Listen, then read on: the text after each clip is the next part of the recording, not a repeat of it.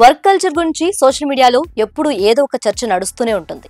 కొంతమంది ప్రముఖులు వారానికి 70 గంటలు కూడా కష్టపడొచ్చని చెబితే పర్సనల్ లైఫ్ ని ప్రొఫెషనల్ లైఫ్ ని బ్యాలెన్స్ చేయటం కష్టమని వాదించే వాళ్ళు ఇంకొందరు. పనికి తగ్గ పేమెంట్ ఇవ్వట్లేదని, లే ఆఫ్ పేరుతో నిర్దాక్షిణంగా తొలగిస్తున్నారని, టార్గెట్స్ పెట్టి కంటి మీద కునుకు లేకుండా చేస్తున్నారని సోషల్ మీడియా ప్లాట్ఫామ్స్ వేదికగా కష్టాలు పంచుకునే వాళ్ళు ఎందరో. అయితే తాజాగా ఓ సాఫ్ట్వేర్ ఇంజనీర్ ఎక్స్ లో చేసిన పోస్ట్ ఇంట్రెస్టింగ్ గా మారింది.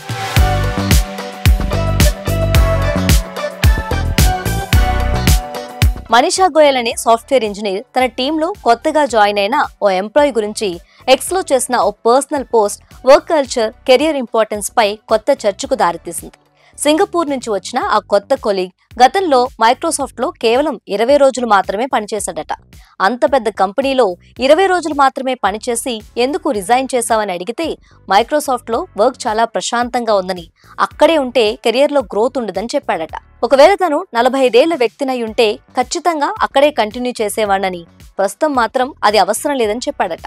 ఈ విషయాన్ని ట్విట్టర్ లో పంచుకున్న మనీషా తాను మాత్రం 2 ఏళ్లుగా ఇక్కడే పడి ఉన్నట్టు తన కంపెనీ గురించి చెప్పింది.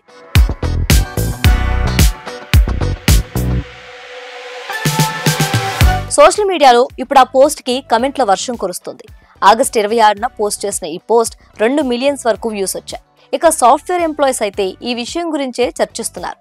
ఓ కొత్త ఎంప్లాయీ కరెక్ట్ డెసిషన్ తీసుకున్నాడని, నిజంగా కెరియర్ లో ఎదగాలనుకుంటే సవాళ్ళని స్వీకరించాల్సి ఉంటుందని అంటున్నారు. వర్క్ డెవలప్మెంట్ లేకుండా, ఛాన్సులు లేకుండా ఒకే కంపెనీలో కూర్చోవటం కొంతవరకు బానే ఉంటుంది, కానీ ఆ తర్వాతి రోజుల్లో మీ కెరియర్ ను కూడా నాశనం చేస్తుందని కామెంట్స్ వస్తున్నాయి.